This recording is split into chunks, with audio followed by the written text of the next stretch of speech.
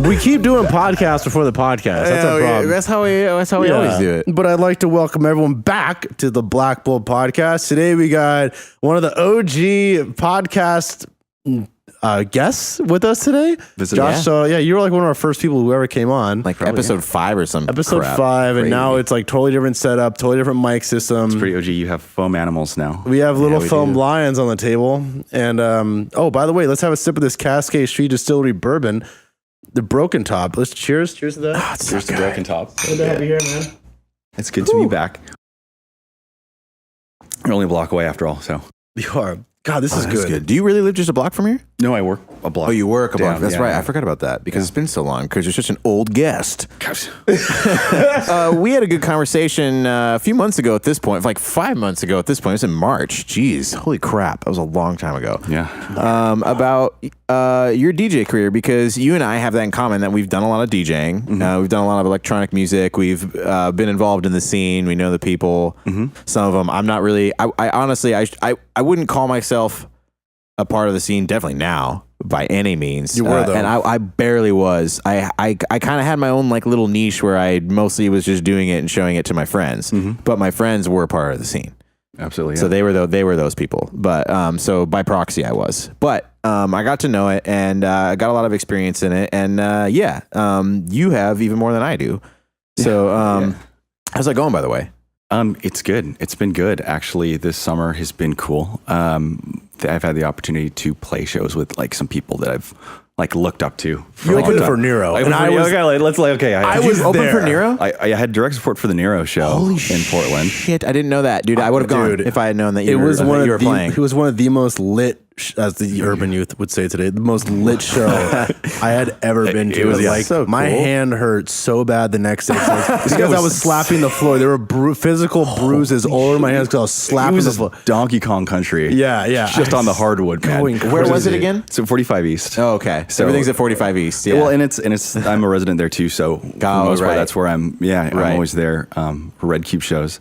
And so that was a great one. I got to play, I got to DJ with Moxie from the Netherlands, who they are like part of the Brong family label. So they do a lot of stuff like Yellow Claw, but they're more like bassline and, UK bass and garage.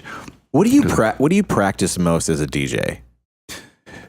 You get to a point where the mixing part and that technical part of it kind of comes naturally. Yeah, it's more of an improvisation. Exactly. Yeah. But the thing that I always think that needs work and practice is kind of like, I guess, practicing the courage to try new things or step out of your comfort zone. Absolutely. And I think that is definitely something that I've been trying to improve lately. And whether that's completely like mixing up your set by, switching it up and going in a different direction with like a genre for a couple songs, or like deciding to do two things that by no means are easy to put together. Totally. You were mixing a lot of drum and bass. Yeah, for me I loved that. Yeah, it was like drum and bass and jungle, which if you DJ, going from house to like drum and bass is not really the most.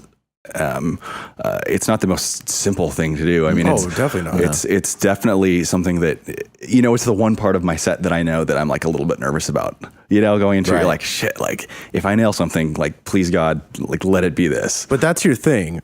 Like I remember actually being in the back. I was maybe like getting a drink or talking to someone, and I stopped mid conversation. Like, I was like, oh my God, he's dropping drum and bass right now. And I like dropped everything I did. And I like went back. I was like, he's doing it. He's taking a risk. And I ran back up, and I kept the floor. Yeah, so it was great because I love seeing that because not a lot of people take that risk, especially when they go there for one genre, and the opener, like who I was playing before, plays different genres. People will usually avoid that. Yeah, but you made it so seamless. Yeah, and there is, I think, a lot that goes into being like a local support or an opening support or direct support for like the touring artist. Obviously, the glitz and the glamour, and the reason that tickets are being sold is because you have like a fantastic headliner in the building who writes, amazing music, but kind of like there is this, like a code almost to being like a good opening DJ and like, knowing where to take it and knowing how far to push it, or maybe when not to, or kind of like reading the vibe and making sure that, by the time the headliner's ready to come on, like you've curated an appropriate vibe, like for the whole club. So totally. You used to talk about how a lot of main DJs would almost get upset if you hype them up too much. Yeah, well, it's something that I've always been super aware of because I've seen it happen, and luckily I would like to imagine that's something that I'm really good at gauging, is that, you want to like take the crowd, especially as the direct support. So if you're playing right before the headliner, you want to make sure that like you don't lose their interests, but you want to elevate them enough that they're like just ready to kind of like explode when the next guy comes out. And the hardest part is like, I always call it like keeping your dick in your pants, because like you want to like, you just like want to whip it out, you want to go for it, and you want to start just dropping these bangers, and because you feel that energy like building. But a lot of the time, like, it can be one of the worst choices that you make. And, luckily I've not had to deal with that, but I've seen, a lot of times where like, openers are just going super fucking hard in the club. And it's like 10:30 and people are walking in and they want to drink and they want to hang out and they want to, vibe out and kind of like, become comfortable in the space. And you're just like assaulting them with like this, super grimy, filthy, like bass house and dubstep at 10 at night. Crunch. And then it's a good way to kind of ruin your chances of coming back. Because, whether or not, you're aware, there are probably, the other local sport artists there, or, club managers or promoters who are going to be like, they're at these things every single week and they know what a proper opening DJ does and what they sound like. And clearly when you're kind of stepping out of line, it's not a good look. And of course there's always, there's value in keeping the crowd engaged and like, taking them like on a journey and really, connecting with them and like having them rock out. But there's also like a way to do it tastefully. Are you able to talk about Mala, opening for Mala, what that experience was like? It was sick. It was super sick. And for everyone who doesn't know, like Mala is a DJ who wears a ski mask, he doesn't show his identity and he keeps it that way. Yeah. We have theories on that. We won't go into that, but Soto opened for him and he's become a very recognizable, even though he wears a ski mask, a very recognizable and famous artist today. Yeah. And you got to open for him. I want to hear about like that experience, what it was like, and like your interactions. Well, it was super cool because he is obviously somebody that I really look up to, both because I play his music all the time, and because he, genre-wise, like he plays the coolest shit.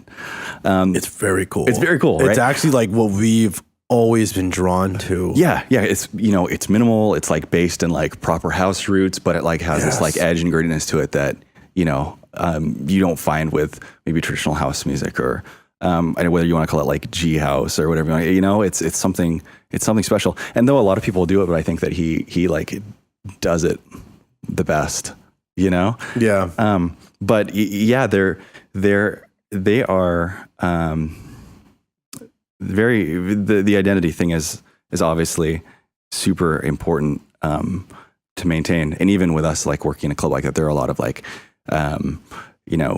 ways to make sure you don't share green rooms with these people, or it's all very much an air mystery. So funny enough, when I had an interaction with him and I finished DJing, and he gives me like one of these fist bumps in the back, and I get to like see him as I'm walking out and we're crossing paths, and he's like gives me kind of this nod of approval, and I'm trying to like really make sure that I don't like take too long, and I don't want to like look at him in the face, and, like so of course I'm like probably looking super shifty, but I'm like completely looking away, and I'm like, oh cool, thanks dude, and just packing my shit up really quick, and I'm like super timid, but it was cool, man. It was cool to like that's always a really cool feeling, is to like get like the nod of approval from the guy who's waiting to come out after you finish. And like I got the same experience with like NERO. Is they began with this long opening track, so there was nobody on the stage and the lights turned off, and somebody went up and like queued it up, and so I was back there hanging out with, it was just one of the guys for a couple minutes, and like to hear feedback from these guys that they'll say it was great, thanks for leading it off that way, or like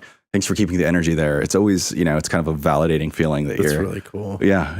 And God, it could go so much worse. I can't imagine what it'd be like to walk back and be like, hey, well, what was the deal there? Why are you, the guys that I feel bad for are the ones who don't know you probably shouldn't be playing the headliner's music. Ooh. Oh, dude, that's insane. No. That's pretty bad. And like, as much as it sounds like that's something that, you can't imagine happening. Man, you hear like horror stories of people that do it.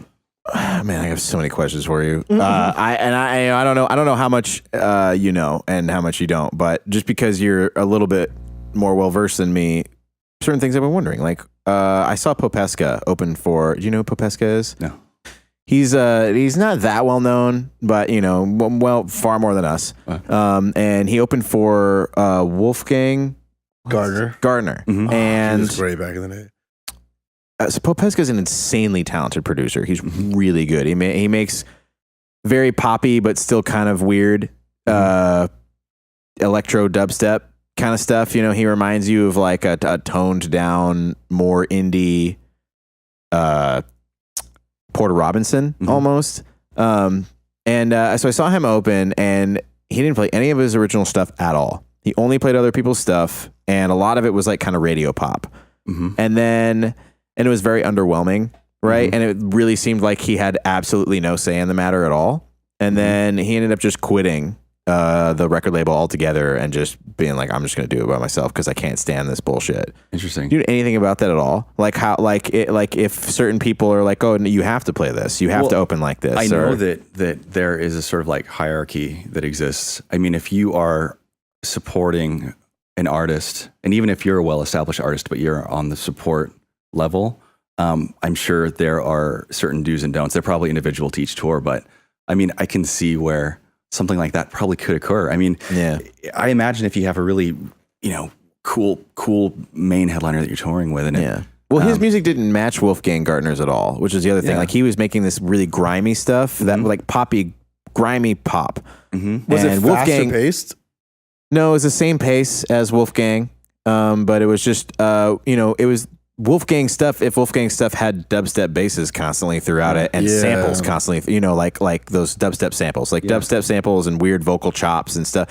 Like Wolfgang's, he has vocal chops sometimes, but he kind of makes the same song over and over again. That America album, though, that was a super cool, solid. We were. I love Wolfgang. I love Wolfgang. I'm not trying to talk him down at all. But like I listened to him play for an hour and a half, and it was the same genre of song written 20 different ways. Whereas Popesca's a lot more versatile. He's a lot more like you're mixing like Skrillex with Porter Robinson and like other random stuff. An argument there could be that it's heavier too. Well, since the opening act is kind of in charge of establishing like what the vibe and tone is of the night. Right. I think that if there's a mismatch in whether that's like genre, tempo, whatever, it probably shows a lot more. This may have not been a problem if, for instance, you had the proper opening support for Wolfgang Gardner, who put you in the mindset where you were going to be listening to that Wolfgang Gardner later. Yeah. You know what I mean? Like a guy that like took you there slowly, whether it was like some like minimal or like some house that like grooved up to it. But that abrupt shift, I mean, maybe it's just a mismatch, and maybe also it's proof as to why, having the right support is so imperative to like having a good night. We saw, not Alex and I, but me and a few other friends, we saw Mr. Carmack with Prom Night, and Benny opened for him. And Benny's sound was by far the best of anyone there. This is at 45 East. Why? Do you know anything about that? Like, that was so weird. Sound in terms of sound quality? Yeah. Like while he was playing? Yep. Yeah, like Benny's set sounded like in terms of sound quality, and I'm an audio engineer. Yeah, like it was by far the best, and it was weird. I mean, he's an audio engineer too. He probably. I know, but I don't know. But like, wouldn't you think that the audio engineer for the night would help? I don't know. It was, well, I mean, God, you can only do so much. You're at the mercy. You're at the mercy of the files that the artist is bringing in. That's very true. And at that club, I know we're super blessed with the fact that like we have a really, really legit sound engineer, and I've dealt with like a lot of sound engineers at different clubs and places, and this is that's if he's that legit. I don't know. See, that's kind of what I'm saying. If he's that legit, and I do know how much control they have, and he legitimately could have done something about that. Yeah. Like if I had heard Benny's set, and then I heard Mr.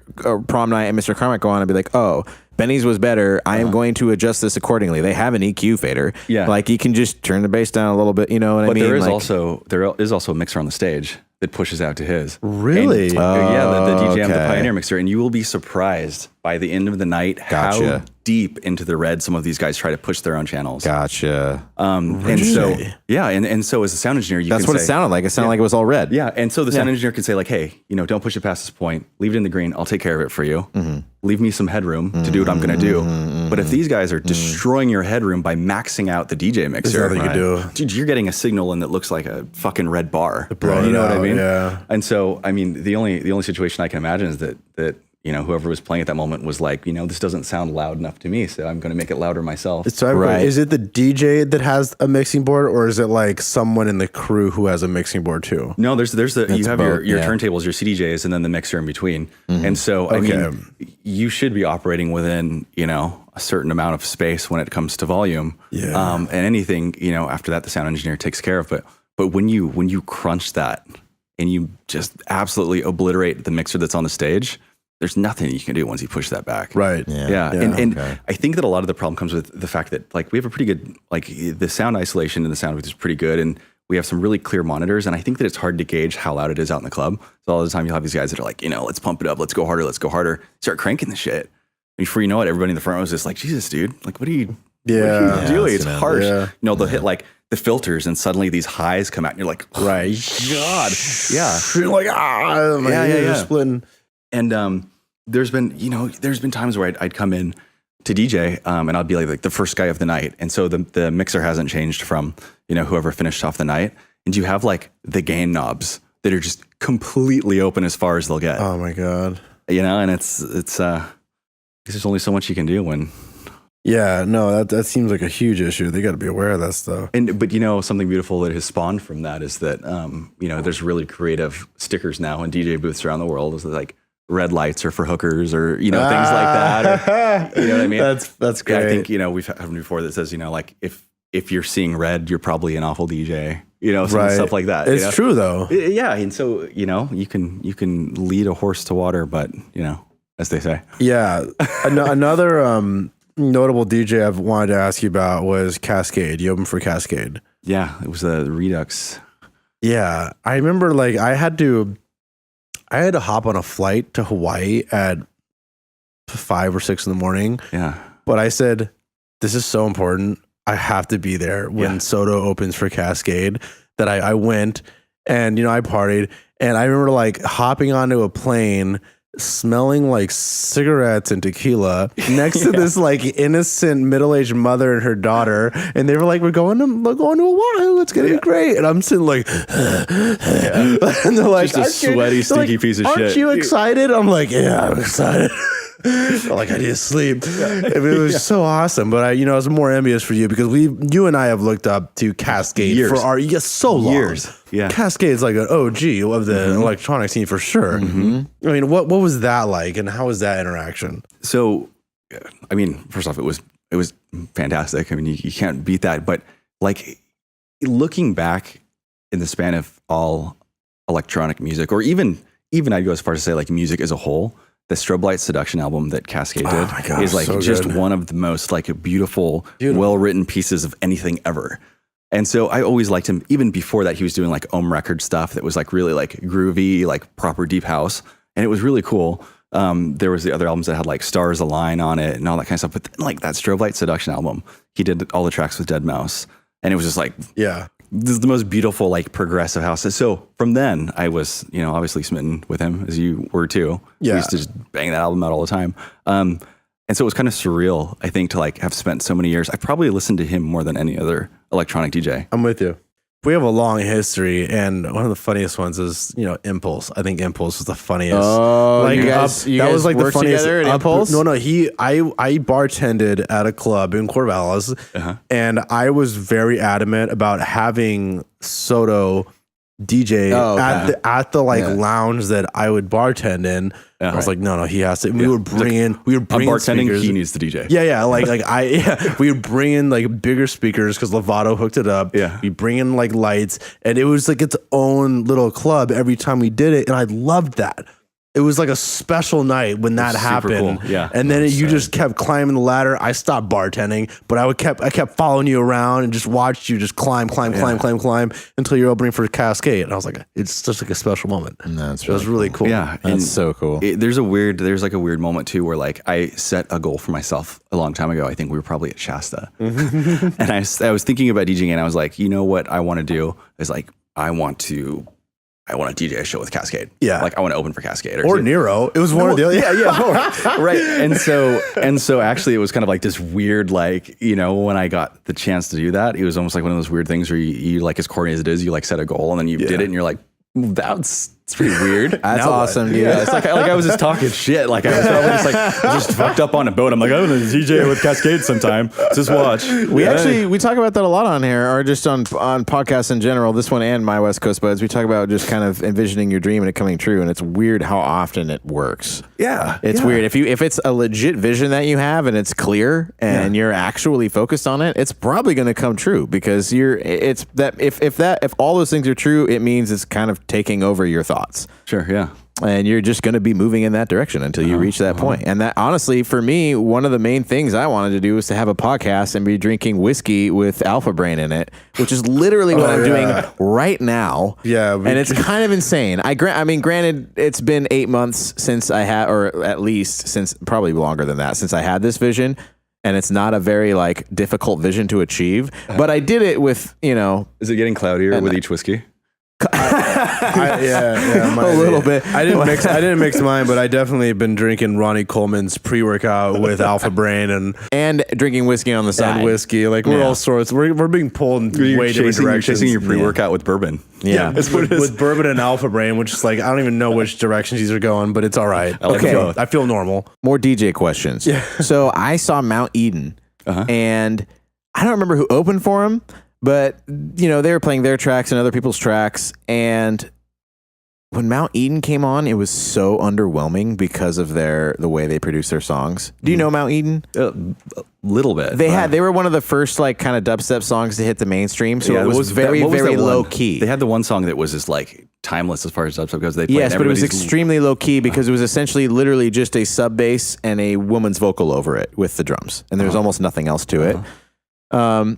Anyways, that's all their music. And so whoever was opening for him was playing all these bangers, you know, just like bro step. It was all bro step. This is back when bro step was the thing. Step. Yeah, this was years ago, right? But and so then Mount Eden comes on and it's so underwhelming. Like, I don't know, how do you prevent that with a band like Mount Eden where the end is very chill, where the last thing is very chill? Honestly, one of the most difficult and stressful parts about being a good opener is a lot of the time you will be playing a show that maybe is like lower tempo than what you normally do. Yeah. And honestly, all you can do then is adapt. And it's the hardest. That's when it's the hardest to have like that reservation and do the right thing.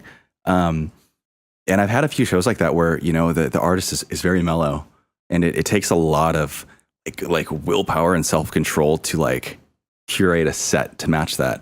So then again, I mean, I think a proper DJ prevents you from feeling those feelings of like being underwhelmed by the time the headliner came on.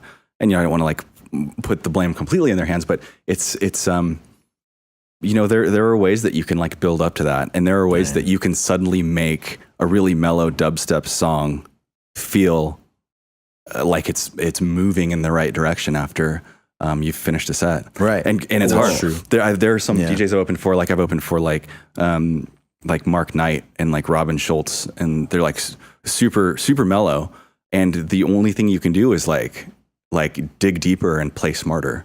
You know, you can't get away with like tricks and pulling out bangers and you know, just doing whatever's super hot and trendy. You have to dig and you have to prepare and like know what you're getting into. I'm going to say what's great about you and why this is my attribute to why you've been a successful DJ is that because you actually cater a full set towards the artist that you're going to be playing for. Mm-hmm. Like a lot of people don't do that, or they might just play kind of the same things they usually play. It's like, no, you like custom fit this set methodically and strategically to be what you think is best to hear right before. Absolutely. And like, I feel like there's a certain sound that I will make sure like rings through all the music that I play or curate or buy or download.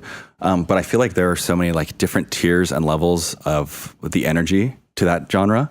So it's not that I'll ever really play something that sounds unexpected or like unlike what people expect to hear from me. Because, you know, when you have people that come to you DJ all the time, and of course they come to see you play the type of music you play. But even within that sound, there are just so many levels that, you know, you can dig deeper and deeper and deeper into. Totally. You know? Yeah. And so there's you know, the balance is finding a way that, you know, I can both play 120 BPM, like techno, like groovy house set and still make it feel, as much a part of me as like 135 BPM, like garage set. Yeah. Right. Yeah. DJing is crazy because it's like the easiest, hardest thing. Like, DJing for the sake of DJing is unbelievably easy. DJing with a purpose is so hard. Yeah. Like, it's crazy. I've done, you know, I like the DJ shows where I know everyone and it's a party. And then it's like, even if there's a few hundred people there, but it's like a bought out thing. Or I did a lot of private stuff. I don't know why everything I did was private, but most of the stuff I did was private. Even if it was like, you know, hundreds of people there, I didn't know who anybody was. I've been to a few of those. Those are that I did. Well, like those private ones. We were at the really, really private ones, but I did some like bigger. Well, yeah. Even no, like, he was at OSU once. And those. Well, that's not even DJing. That's like legit. We had a band, electronic band, and I was singing. In electronic, I was singing. You had a keyboard. You had all that. I was playing keyboard and singing and shit. Yeah, I was like straight up performing. That's and that different. was a party, dude. Like That was we raged. Like one of the hardest parties I think I'd been at ever. OSU. We It was raged. nuts. Yeah. There's plenty of pictures of that on Facebook. Just go to my Facebook, guys. Yeah, he's wearing the glow stick glasses. It's so funny. Yeah, it's goofy as fuck. That was some fun times. There's a lot. It's crazy how much you can get away with when you just put auto-tune on the mic. You can do a lot of shit and get away with it. It's kind of awesome. It's the whole principle behind it, right? Exactly. Yeah, absolutely. I heard T-Pain sometimes just does his shows with no auto-tune. And just actually sings them every once in a while. Good He's for just him. like, screw it, and he just sings it. Yeah. Prove. That's dope, though. You should do that every now and then. That kind of like proves himself. It makes you have to stay good. Yeah, and I've heard that he actually sings really well. He does. That's what I've heard. Yeah. He's pretty good. Yeah. He wanted to be a rapper, actually. And then he sang over one of Akon's tracks, and that's how he got into the industry. I wonder how the top hat became involved. I have no idea. Like, where did that come from? Dude, he's awesome. Do you think those are up for sale on eBay? How expensive do you think a T-Pain top hat costs? T-Pain top hat? No idea. How much would you pay for one? Oh God, I don't know. It just would really depend on, I suppose, the fabric and the construction of the hat. How many sweat stains are on it? Is that count? I mean, are we talking like felt, or are we talking like but like, you know, they're all kind of bedazzled. Like, do they have to be real gems, or could they just be super glued Michaels, Joann's fabrics? Throw a little bit of T-Pain sweat on there. I don't think it really matters. I was watching this video of like, it was a GQ video with Lenny Kravitz's prized possessions, and one of his was Muhammad Ali's boots from his last fight, and there was blood on them. Dang. Like, damn, dude, shit, that's intense. I mean, it's no T-Pain blood, but that's still you're pretty looking good. You're looking for a hat with T-Pain blood on it. Yeah. So, anyways, what are you up to nowadays, man? Like, music wise? Man, just between you know, working and playing these shows. It's just doing my thing. It's cool because I think the quality of the shows that I've gotten to play lately it's been good. It seems like, you know, I always get the opportunity to play these shows with people that I idolize and look up to. So yeah, you know, are you still making music? Because I was a fan of the stuff you're making. Oh, you adjust your position? Well, listen. Listen. There's a reason that I'm the support artist, okay? There's a reason I'm talking to you about support artists. Yeah. It's because I haven't been proactive in making my music. We have a whole nother conversation. I'd be bitching about the openers if you were making your own. Yeah. You know these guys? Fuck these guys. That's a good point. That's the attitude that you get when you're making your own music. It's weird. For sure. I would be down to collaborate with you sometime for sure. Just knowing that you make better some about shit. it, man. And to be honest, hold on, we're doing a whiskey break. And it's you know, and I'm joking, but it's not really like a fair assumption to make of these guys that are the headliners, because for the most part, all of the people that I've ever DJ'd with that, you know, I've had like the honor of opening the room up for have generally been pretty cool dudes. You'll get the occasional Like, and I'm not, necessarily at liberty to say who You could rhyme with the name rhymes. well, but you'll occasionally, come across somebody who it's not that they're like rude, but they're just kind of indifferent, just like, yeah, okay, cool. I remember when we were at the Gorge, and I hate to call him out, but like I heard that Afrojack would pretend that his set. Hey, would cut which out. one? Because I think I was there. Is that the one when they switched the CDJ? Where he was like, "Oh my God, there's something wrong with the CJ day." Was it Yeah. Identity or Paradiso? I don't remember if it was Identity or Paradiso, but It was really cool. I think I was there. Was Afrojack at two of them? I was there when Afrojack was there. Yeah, and that was it. I don't think he went Alright. to it twice. I don't know why it matters that I was there. I should Either shut the way, fuck no. up, But like, if you were there, you remember that it would like out of nowhere, like, "Oh, it cut out. What's wrong with these CJs?" And someone's like, "He does this every show," and we're like, "Well, does he really? He does this every show? He pretends that the CJs break. He was probably just doing a bad transition. He's like, cut it." And then, Oh, dude. Yeah. I was going to bring this up earlier. The best DJ set I've actually ever seen is Kill the Noise. Beast. Have you seen him live? Yeah. He is absolute beast. Dude, I'm so glad because every time I bring him up to people, they're just like, I don't know, because they're not DJs. Yeah. If you're a DJ and you watch him, him, you're like, holy shit. my God. He is unreal. So we saw him and I went with like a group of like 30 people to Paradiso. Got lost. Literally couldn't find them for the entire day. It was a weird day. But I got lost initially because they wanted to stay and watch Avicii, and I was like, I'm gonna go see Kill the Noise's set over here because I'd rather. I saw Avicii for 20 minutes. who, by the way, rest in peace. By the for way, he fuck's sake. flew away Yeah. in a helicopter right after the set and was like, "Going to the Playboy Mansion. See you guys later." And remember that he flew away. Like, did that really just happen? Damn. Yeah, Yeah. But rest in peace, Avicii. Yeah. So that was honestly one of the most heart wrenching losses of celebrities that we've had in the past few years was Avicii for me, and I'm not even the massive fan of him. It's just I just understood where he was coming from. You know what I mean? Except for And Bourdain. the partying too. Bourdain for you for sure. I'm more Avicii than Bourdain. I love Bourdain, and Bourdain may be a cooler dude or whatever, but Avicii, I don't know. I have more in common with him. He seems so innocent. Exactly. Avicii seems so innocent. Exactly. Anyways, just a troubled person. Kill the Noise. He was doing a set and he had the crowd get ready to jump for a drop, right? So he's like, "Okay, guys, I need you all to jump at once. All right, I'm going to show you when." And so he had this, riser going, and then as soon as the riser stops, he's like, "Go!" Everyone jumps and lands at the same time and shuts off his CDJ. What? Yeah, because they shook the ground so much. Oh it just my shook God. the electricity and knocked it out. So he had to plug it back in. He's like, "You guys broke my shit. What the fuck?" And he's like, "Okay." So he literally on the spot made up a new what is it called? Build up. He made up a new build up on the spot, literally completely improv, just immediately. He took the same sample, but he just resampled the shit out of it With a board? and with a board Wow. and with a bunch of faders. He just literally did, and it wasn't That's talent. it wasn't crazy complex. It was just perfect. And it was a completely new idea, a whole new thought, because he didn't want to do the same build up again because that's awful, right? That's good DJing. Yeah. That is talented that's DJing. not just good DJing. That's like a true musician. Yeah, absolutely. Yeah, that's a true artist. That's a true artist. For And, sure. That's something that I think a lot of people miss, or some people just bypass. And there's a lot of DJs that can become successful, sadly, who are just good at mixing stuff, but not good at understanding how music works. You know what I mean? Like, I'm so glad to hear that you are someone who can make music. And I've heard your music. It's good. I wish you'd play it more. And then Ben, you're the same way. You make good music. But there's so many people that are just like, "Oh yeah, I could blend these two things and that sounds good." But they don't make it that far. This on the other side of the coin too. There are people who are brilliant musicians who explode into electronic music, and then suddenly they're faced with a challenge that they have to play out. And it's like these people are brilliant, composers, and they fail when it comes to live performance. And it's like something that they kind of have to learn how to do, not only just technically mixing, but reading the crowd. You know what I mean? So true. Or building the progression of a night. And it's something that I don't think you learn, producing, much like DJing doesn't teach you how to be a good producer. You know what I mean? Right. No, totally. So Yeah, true. absolutely. They're completely different skills. It's so crazy how almost opposite they are. Producing is combining engineering with composing. It's really weird. You literally have to be an engineer and composer at the same time, and they're almost opposite ways of thinking. And then DJing is a completely on the spot way of thought. Or it's almost It's so weird. DJing is combining planning with real-time reaction.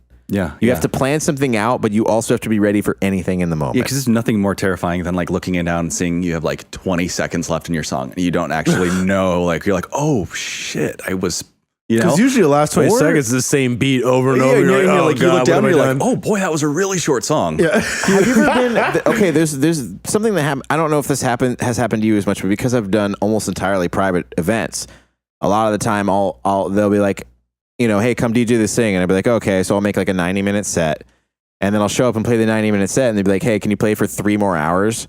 And I'm like, I wasn't planning on that. And I got to fucking figure something out. And one time I did that with Alex Wilson, Alex Oka, if you know who he is. He lives in New York now. But we had both our laptops. So we basically had a DJ setup with turntables. But instead of turntables, we had our laptops. So we had a mixer in between and 2 laptops hooked up to the mixer. So what we ended up doing was once we ran out of our 90-minute set, or I think it was longer than that because it was both of us. But once we ran out, he pulled up YouTube and I pulled up YouTube and we faded between YouTube. Good idea. And just did whatever we could. Other than, I mean, we didn't just use YouTube, but just to oversimplify it, that was how we dealt with the situation. But have you ever run into a situation like that where you ran out of music and you had to come up with music? Well, so luckily, I've always transferred playlists from things that I've played before on the same sticks.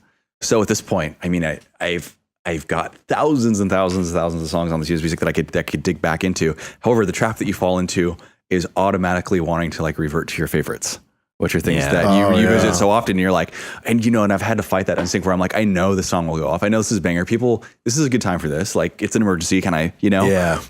But it takes a lot to not, you know, and you don't want to do that. You don't want to get stale. There have been times where, you know, when you're putting a lot of thought and energy into making these sets, like 90 minutes is a long time to play. It may not seem like it to people that are dancing, but you're like, it's a lot of preparation, a lot of planning, and a lot of way more hours of preparation than it is of actually playing. Right. And so, you know, when you're caught with that like 30 minutes, for me, you know, luckily the club is structured enough that, you know, we know who comes on at what time. But when you can't avoid things like delayed flights or you know, then, you know, a lot of the time you just kind of keep carrying on without really knowing, you know, what's going on. And usually, you know, you'll get a text, somebody will run up and be like, hey, just, you know, so-and-so. But a lot of these things are out of your control. You know, like what if this artist missed his connecting flight in LA? Get you know? prepared. Yeah, you got to, because you never know. I mean, there was this one, was it a freak night where I think it was Above and Beyond? Oh my God. Right. And they weren't able to make it because there was too many clouds. They couldn't land the plane. And so it was like USC's residents had to just like go out there and just slay it. Yeah, I remember actually Cho, we're about to go to his birthday tonight. He was playing here at our Creators Block, our art party that we have here every year, and he played a couple hours here, and then he got packed up and left because he had something else to do. And then he texted me like an hour later, was like, hey, you guys still going? I'll come back. And he played like another 2 hours. I'm like, bro, you played 4 hours. Yeah. Like, how did you even pull that off? And I just think like some people, because like him, he goes out, but he... Like so many of the good DJs, he focuses so much on all these different sets and combining, like he knows every transition so well. And he's not at the caliber of opening for a Kaskade yet. He probably will be soon, but like he kills it. He does so well. But like, man, I just was so impressed to see him come back and keep playing and go for another 2 hours. Like I'm like, marathon, it's crazy. Yeah, it's so cool to see that happen. But that's what a good DJ is. Yeah. And it's easy to be like a diva and be like, oh God, I'm so tired. You know what I mean? Sorry, I only do an hour. Yeah, but at the end of the day, it's like if you've got a crowd of people that are like dancing and getting into what you're doing, like there are so many worse ways to be working than doing what you're doing, you know? Well, you gotta, and I think we talked about, you gotta be able to like improvise if you have to. You gotta be able to step up to that plate and make it work. And that's where over planning, I think, goes wrong for some people who will maybe rehearse a specific DJ set that from start to finish that they're going to play. Yeah. And then like when shit hits the fan, like what are you going to do? Yeah, for sure. You know, you have these songs that are in an order that works and the keys like are all work together and you've built this thing, but like what happens if there's an audible? Like, you know, and you got something at the last minute. For me, a lot of the time I discovered that I run through music way faster than I expect to. And so, right. Totally. And I think the reason why that is like I'll get like impatient, you know, playing it Cut it in half. Yeah, and I'll just and like I'm in the zone and I'm like, let's just start mixing, and you just start going for it. I feel like that's a common problem that DJs have that I actually, as a consumer, don't like. And when I make sets, I don't do that. And I feel like it's a win-win for everyone because I make the songs and I'm like, okay, what is unique about this song? Like, let's say a song has a structure of intro, verse, chorus, bridge, chorus. So if the bridge is sick and the intro's sick, and people know the song for the verse and the chorus, what I'm going to do is I'm going to go intro, verse, chorus, bridge, chorus, and then cut it. What most people will do is they'll go like verse, chorus, and then cut it. And it's like, dude, there's so much interesting shit that's going to make your set sound way cooler and bring people through a more complete emotional ride. And is going to give you more time to cover so you don't have to work harder. You just skipped past. And that bugs me the shit out of me with a lot of DJs. Do you think it's and no one's ever come to me and been like, that was too long. The only complaint I've ever gotten, and my shit's usually longer than most DJs, is that it's too short. I think that's a misread of the crowd. I think Yeah, they look people, at it like, people they're like, freak oh out. God, They're like, they I don't have to do like something. it. I have to do something. I have to do something. Yeah, it's like you don't. Well, Just make this transitions really good. Yeah. And you're fine. Yeah. Like they see, the thing is, if they're not like vibing to a song, if you make the transition good enough and interesting enough, they'll think they were vibing to it after it's over. Totally. You know what I mean? Well, I think a lot of it, like number one is dependent on genre. Definitely. You can get of away course. with with a tech house crowd or like with a house crowd. You can get away with pushing that. But I also feel like, point number two is that you are on one end of the spectrum and there are people that are the polar opposite of you. You mean genre-wise? No. In terms of like your patience to let a song play out. That like cares about like hearing the arc and the story and like the build and then the climax. And then, you know what I mean? Yeah. Some people don't. So I think like as a DJ, one of the challenges that I often face is like reading the crowd, and you can tell instantly, who's starting to lose. No, definitely. Yeah, but absolutely. being able to like appease Absolutely. both camps is definitely a tough situation. And I found that You mean like, can you explain specifically what you mean by both camps? yeah. So there are people who are into like vibing out to a song for like 4 minutes. Yeah. There are Okay. people who after like a minute and a half are like, all right, like where are we going? And so being able to like be dynamic enough. Okay, but I actually feel like if a minute and a half they're ready to move on, should you have played that song, or is that just a trash song, or is that just the wrong song to play at the thing? Because I honestly, and again, you're more experienced than me, but I feel like maybe the song choice should be good enough that you can play at least 2 minutes of everything. Well, I think there's a time and a place, and an example would be, for instance, if I'm opening up for like a well-known baseline house DJ who sometimes plays a little bit of trap, sometimes I play a little bit of dubstep. I want to throw a little bit of like drum and bass their way. If I throw 3.5 minutes of a drum and bass song at this crowd. True. Okay, but I'm talking about people who do it with every single song they're playing. Oh, not yeah. with not with like Yeah. a few here and there. Sure.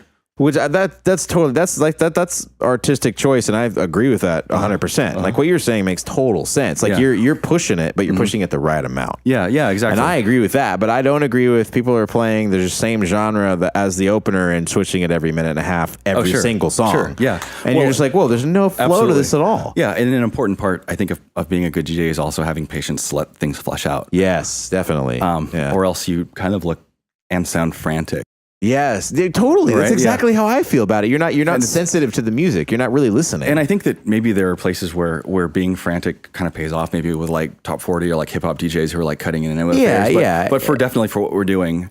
If you're actually on the radio, if you're actually on 95.5 on Saturday night, sure, go ahead. With that said, like I've seen some pretty fucking awesome dubstep DJs who are just machine gunning through songs, and it's almost, I don't know if it's so much that I'm like impressed by like what it sounds like as much as I'm impressed by like, holy shit, like this dude is just Just animal. doesn't care. Like we'll see like DJ like Craze, who's just like an awesome like turntablist who will just like mix through stuff so incredibly like fast and like beautifully that you're like blown away.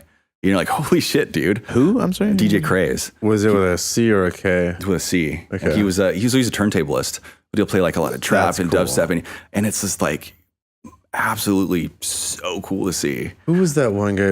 I can't remember his name. He's the black guy. He's from Europe, and he plays like tech house. Carl Cox? Carl Cox. Yeah. That's another one who I've always been such a fan of. Carl Cox kills it, yeah. He's just so great, man. You know who's tight and no one knows barely is Say My Name. You know Say My Name? Dude, I feel like I do, but I can't place. He like remixed Barney and Power Rangers and shit all into dubstep, and then he made it to EDC just doing that. And like legit just turning those themes and just into dubstep by just putting like drums and then bass under them. Yeah. Like it's hilarious. You know and who awesome. I thought got too much notoriety, and they drove me crazy. Maybe they just drove me crazy. It was Girl Talk. Really? Why? I just was never. But you know he didn't make any money off of his albums because he couldn't. Maybe it was just the music that he mixed. I was just like, it's all mashup stuff. I don't like it. Yeah, it's all mashup. It's all mashups, right? Yeah. But he made his thing by mashups, but that's why he couldn't make any music off sales. He only made them off shows. Mm-hmm. Yeah, but I went to his shows and I was like, they're okay. I think I saw him like, oh no, I saw him at Sasquatch. Everyone at Sasquatch is mediocre. Rest in peace, Sasquatch. Rest in peace. Yeah, Sasquatch. I wasn't. How do you feel about that Sasquatch going down? I know it's not an EDM festival, but like it seemed like it was a part of the Northwest culture. Yeah, absolutely. Totally. Yeah, for sure. But I mean, the same thing can be said of like so many things that we've grown up with now that are fleeting. You know what I mean? Identity's gone. Well, I mean, but that kind of evolved. What are you thinking? I'm just thinking, like I was thinking the Northwest as a whole, like there are so many things that like we grew up knowing that are like getting phased out. And like Sasquatch, obviously. It's hard for me to think of any off the top of my head. But Metal venues. What is there now? Hawthorne Theater and what's it? Analog Theater. That's another one. I don't know it very well, but yes, it's on. Do they play metal? I actually don't know. That's not true. I do know it very well. I saw Fall of Troy there. They're on. Really? When? Yeah, maybe like. I know, right? They still play. Dude, Fall of Troy. No, didn't we open for them? No, you didn't open for Fall of Troy. Did we? Was it the one at the food hall with Gaza? No, that was just Gaza. Okay. I think we just saw Fall of Troy. Sorry, we opened for Gaza and then saw Fall of Troy in the same venue, very close to each other. So it was confusing. Yeah. Because it's literally just a hallway and it's all trashy, and so you don't really feel like anyone's better than anyone else. Okay, where was Food Hall at? Food Hall is just a few blocks, or it was down on Burnside, 2nd and Burnside, basically. Yeah, because we always discuss this. We're like, there was Food Hall, there was Satyricon and Meow Meow. Satyricon too, which is but Satyricon was 3 different places, and one of them was also called the Meow Meow, which then became the place that is now 45 East. Satyricon was once Meow Meow? It was so okay. Well, wasn't it Loveland before it is? Dude, Loveland, it's so confusing. Meow Meow. It was Meow Meow. Loveland. You're right. You're all right. Refuge. You're all right. And now it's so confusing. East, yeah. No, it then became upstairs was Rotterdam. Yeah, but there was another. No, but there was another building very close to what is now 45 East. A different building that was also called both the Satyricon and the Meow Meow. Dude, and we played there a couple of times. Do you remember the show that we played? I might have to cut this out. But do you remember the show that we played with To Fall Victims equipment, and Karina wasn't there, and it was just you, me, Josh, and Storm. Yeah. That was called both. That was called both the Satyricon and the Meow Meow. And then you see, Nick doesn't even remember. This is how fucked up Portland's like. Okay, because all the venues were just owned by like a few people from rich families who didn't know what they were doing business wise. But kind of rich. It's like they were rich enough to own a building, but they weren't rich enough to sustain it. You know what I mean? Like no. That seems like a misleading statement, because just because you're rich doesn't mean you can sustain it. Maybe you were just a bad business person. Like, explain. Most rich people are bad business people. That's why money is exchanging all the time. They're good investors, bad business people. Usually. Yeah, actually, yeah. I never thought of it that way. That's smart. I don't know. No, you're right. That makes sense. Listening to it, it makes sense. Investing in that real estate is great. Yes, because it's the perfect spot to have shows. That's why it sells out and shit like that. But managing it's hard for sure, because you got to keep track of stuff, and people with money don't want to keep track of anything. I also wonder how much of it comes down to like bad financial management or like pressure from like Oregon. On the last podcast, we talked about how bad Oregon isn't managing its money. Well, let's also talk about. Because the metal, it was all like alternative, hardcore, and metal music. as the mainstream came in, even as big as metal and alternative hardcore, all that was, it slowly got pushed out. I mean, right? I mean, is that a true statement? You know, it's hard to say. I definitely think that probably had something to do with it. I don't know exactly why those venues shut down. They all seemed really desperate. Like the food hall just seemed like a stupid idea. What is it now? Nothing. There's nothing there. It's a hallway. It probably got reverted back to what its original state, which was a hallway. It's just like an outlet to the underground parking garage. Yeah. So it's literally a hall. It's okay. It's not just like a crafty. No, it's like there's so there's two businesses and there's a hallway in between them. There's like doors to each business. It's like just for transportation. And yeah, it goes back to a parking lot. I'm pretty sure, right? Probably. Yeah. It's been so long. But there's doors to like the businesses that it's attached to. It's like just in Chinatown. Like Chinatown's just got like a wall of building, and in between like two of the actual businesses was a hallway, and that hallway someone bought out and turned into a venue. Apparently, we played in it, and we saw Fall of Troy play there too. It was really weird. every like club, or not every club, most clubs that we go to now were once metal venues. Yeah. Like 45 East was Satyricon, like the one that's on what road is that? Fifth Ave Lounge. Fifth Ave Lounge, like that space was a metal venue. That's where like so many people got brought up. Meow Meow is 45 East. Food Hall is a parking garage. Like it's just like all these things just completely swapped. And I'm not sure what happened, how it happened, but it did happen. I've been really like curious. And like the scene died out. All the scene kids became hipsters. Or what is that? That's my theory. Yeah. Oh no. Yeah. I mean, definitely. They definitely all became. They became like the burnt out hipster before. Like when hipster became popular, the scene kids became the burnt out hipster. Like where they're like, I was already a hipster before you guys fucking knew what hipster was. And so they're all burnt out on it. And so they're all like being ironic and like wearing like weird shit that doesn't make any sense at all at this point. Or they're like bro hipsters. Like okay, let me explain. Like who? Like not like fratty bro. Yeah, let's not. But like I wear Converse and hats, bro. You know how like straight edge like we're kind of broy, where they wear Converse, camo pants, and like flat brimmed hats. Yeah, but I don't okay. The problem is that I don't personally know anyone who actually did that, and I don't know where they're at now. Like I would assume that they became just regular bros. If you're like a scene bro, I would assume you became a regular bro once you grow out of the scene thing. Different kind of bro. They're not the fratty bro. But so what? But do you actually know a specific human being personally that went through this? When I go to the shows, I see them and I'm like, "You're that." Are you talking about lifted truck bro? But the same guy. Going through that change. I know someone who is that right now. Okay. Yeah, I know someone. You don't have to say their name. I just want to make sure you actually know. I see it. Tag them on Facebook. I'm going to drop them right now. Check out the link below. Click the link above. Oh, so you're a DJ still. You also work at a advertising company? A what company? Commercial studio. Yeah, Swanson Studio. So it is an advertising company. No, it's a photo studio. It's a photo studio. I mean, it's in the industry. Okay, so you're a fucking liar. I'm just kidding. Whoa. I'm just kidding. No, for sure. So you're a DJ and you work for a photo studio. How is the photo work going? It's cool, man. The studio is always packed. Actually, they are in the process of moving to a bigger building. Whoa, really? Where are they going? On the other side of Vaughan. So a little bit bit further, yeah. Yeah, really? A little bit further, yeah. And it's going to be quite a bit of an upgrade as far as size goes. And it's like super exciting because, when the calendars fill up and you can, we can do a couple shoots at once, but to be able to have, a big amount of space to, close things off and kind of multitask is. I've been to like a few like bigger studios. I've been to your Swanson studio, but I also, my sister who works at the Columbia Sportswear studio, it's like, dude, the Columbia one's huge.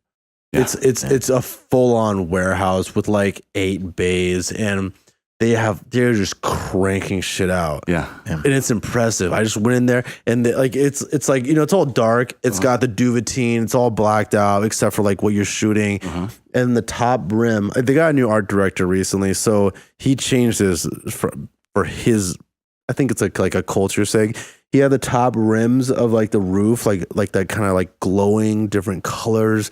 They were playing like Bone Thugs as I went in. Yeah. I was like, damn, they got it going here. Like Yeah. they really got it going. This is really cool. I think we'll have it going soon. Too, hopefully, I can put in some wise words about the Bone Thugs thing and just try to The bone, yeah. a The little Thugs harmony. thing. Yeah, People yeah, walk in, right? the first thing they hear is No, like, no, no, "In the crossroads." no. Anyways, did anything you want to promote about yourself, your shows, your social, anything you want to spit out there? Well, Instagram me, Night City PDX. Night City. He goes by Night City, as Night in the one that City. goes jowling. No. There's No. Yeah, As there's in- evening. there's just an N. I mean, as in the evening. opposite of day. I'm joking. I'm joking about it. Evening Village. Night City. One of my dearest friends. So just add him because you might see me on there. You might also see some dope shit that he's putting up there. Dope shit. But you might also see me. And it's And you'll probably see some dope shit. He's running. yeah, you may. I keep it up to date with show flyers, announcements, and stuff like that too. So He's doing a good that's job. where to go to catch him. He's doing a great job. Anyways, we always appreciate you coming on here, man. You I gotta keep appreciate it you. thanks for coming I on. appreciate you. This is great. And whoever stole my motorcycle, Yeah, give it back. Did you not? Give it back so he can no, stop I didn't complaining get, about it. I didn't get it Did you get- back. No, I didn't get it back. We're going to stop listening to us because you keep complaining about your motorcycle. All right. All right. We love you Thank guys. Give his Like and motorcycle back. subscribe. Give it back. For sure. Show your support. We love you all. Have a Thank good you. one. Black Bulb out. Peace out.